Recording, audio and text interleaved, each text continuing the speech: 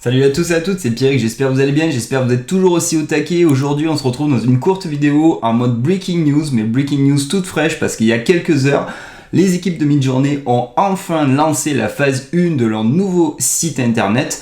Donc on va enfin avoir une visibilité de ce à quoi va ressembler dans le futur, dans les semaines à venir, Midjourney. Donc dans cette vidéo, je vous propose qu'on découvre justement le nouveau visage et le futur visage de Midjourney. Donc installez-vous confortablement et c'est parti pour un tour d'horizon sur l'avenir de Midjourney. Allez, let's go!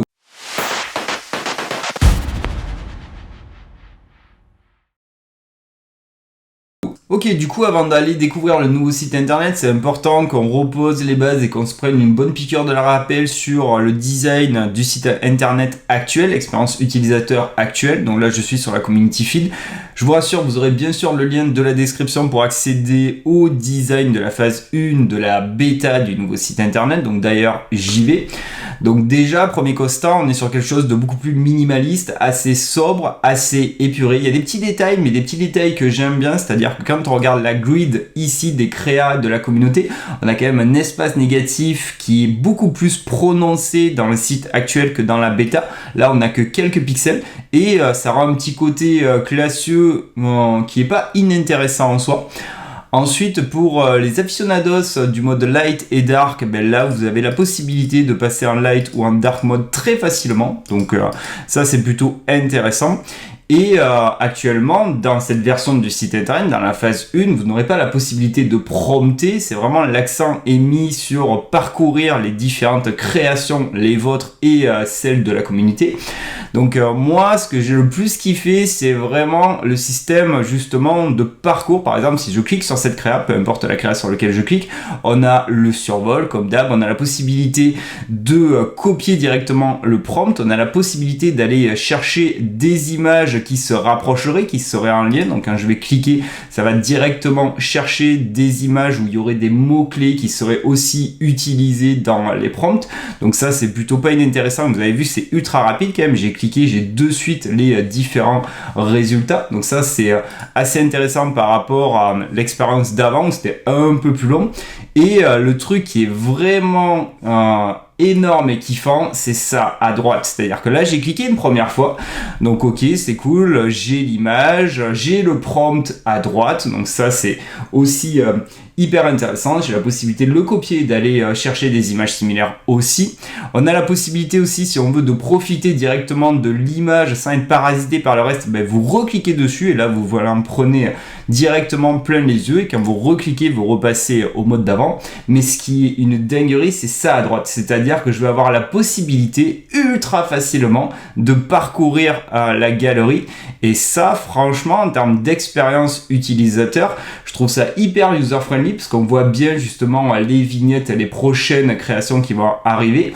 Et c'est ultra fluide, ultra rapide. Donc pour moi, c'est là un gros coup de cœur pour naviguer justement dans les différentes créas de la communauté. Mais on a aussi la possibilité, bien sûr, d'accéder à nos propres créas. Donc je ferme le système de Lightbox.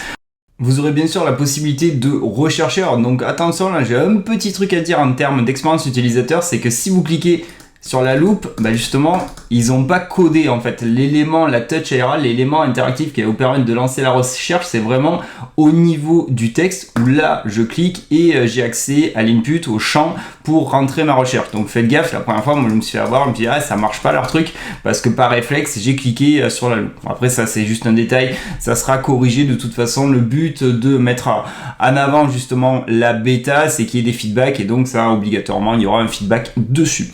Ensuite, quand vous allez au niveau de votre propre galerie, donc My Image, il y a eu pas mal de changements. Donc, comme je vous ai dit, là, on voit qu'à terme, on pourra justement prompter, créer nos propres éléments. Donc là, vous avez accès à toutes les créas que vous avez fait. Donc là, on voit hier, celle que j'ai mis en place hier, j'étais vraiment sur le trip avec des lettres. Et ce que j'ai bien aimé aussi, c'est que ultra facilement, on a la possibilité, si vous cliquez ici, de télécharger la totale, c'est-à-dire tout ce que vous avez généré sur le jour d'avant. Et ça, c'est hyper pratique en termes aussi d'expérience utilisateur, c'est un besoin, c'est-à-dire que si on utilise professionnellement Midjourney, avoir la possibilité en fin de journée de télécharger en one shot, en un clic, toutes les ressources, pour moi, c'est un grand oui. Ici, on a la possibilité de filtrer, c'est un petit filtre pour le moment, on va filtrer ou les grids ou que les upscale en fait, et le système de notation que l'on aurait mis en place, donc c'est pas inintéressant en soi non plus. Et ensuite, vous pouvez parcourir justement la différente galerie que vous avez mis en place avec vos différentes créas. C'est ultra fluide, ultra rapide, franchement, il n'y a aucun problème par rapport à ça. Et bien sûr, on a aussi la possibilité, lorsque vous allez cliquer, d'avoir aussi ce système. Vous allez voir le prompt directement et parcourir votre propre galerie. Et ça, franchement, c'est un banger énorme, je trouve. Ultra rapidement pour présenter tous les travaux que vous avez mis en place dans Midjourney. C'est assez graphique, ça marche assez bien. Petit tricks aussi, quand vous regardez à droite sur la sidebar, là où vous avez justement le prompt et les différents paramètres que vous avez mis en place, vous avez la possibilité de noter directement. Alors ça vous servira si après vous voulez filtrer pour faire apparaître que ceux où vous avez mis la meilleure note. Et ils ont mis des raccourcis, c'est-à-dire si vous appuyez sur la touche 1, c'est la note 1, la touche 2, la note 2, regardez le petit emoji 3, et la baisse note c'est 4. Donc ça aussi c'est intéressant parce qu'il n'y a pas besoin d'aller directement cliquer, ils ont mis en place des raccourcis, et pour moi aussi je valide à 100%. Donc là on a un petit peu une visibilité sur justement l'avenir de Midjourney. Là moi franchement je suis assez agréablement surpris, assez convaincu, ça marche très bien, c'est assez rapide, c'est ultra fluide. On n'est pas parasité, c'est minimaliste, franchement c'est assez épuré, ça marche très bien. J'aime bien l'effet de glace-morphisme qu'ils ont mis en place quand on est au survol. On reste dans les tendances que l'on a sur ces dernières années. Donc l'effet de glace-morphisme, c'est, pour ceux qui connaissent pas, le flou d'arrière-plan. C'est-à-dire que quand je suis au survol, vous voyez bien qu'il y a une notion de flou qui va flouter ce qui est derrière. Donc ça s'appelle du glace-morphisme. En fait, on simule un peu un effet de glace en fait qui va flouter ce qu'il y a derrière. Et franchement, gros banger pour moi, super nouvelle, et je trouve que ça bouge énormément en ce moment pour Midjourney, parce que je sais pas si tout le monde a eu l'info, mais il y a quelques temps, ils ont aussi lancé l'app en fait Niji Journée.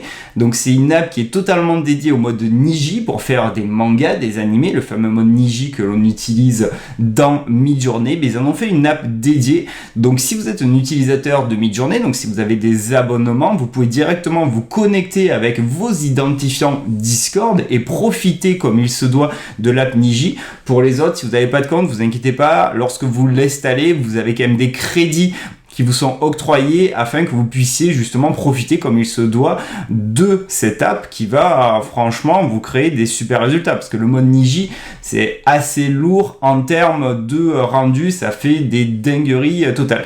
Si d'ailleurs vous êtes intéressé par un jour que je fasse une vidéo sur l'app Niji Journée, dites-le moi dans les commentaires et je me ferai un plaisir de vous partager une vidéo sur cette app. Donc voilà, là on a fait un petit tour d'horizon justement sur le futur de Midjourney. Ça commence petit à petit, brique par brique, on commence à voir justement comment à terme on sortira de Discord. Après moi je suis intéressé de voir comment on pourrait intégrer les bots en fait, parce qu'on peut rajouter des bots à Midjourney par exemple pour vectoriser. Il y a pas mal de techniques qui peuvent optimiser le workflow aussi, la possibilité de swapper des visages. Donc je suis intéressé aussi de voir si on pourra le faire aussi via les sites internet, si on a une possibilité de mettre des extensions, je sais pas, justement pour pouvoir contourner cette problématique, ou si dans ces cas de figure là on sera encore obligé de retourner sur Discord, parce que de toute façon le Discord de Midjourney je ne pense pas qu'ils le fermeront.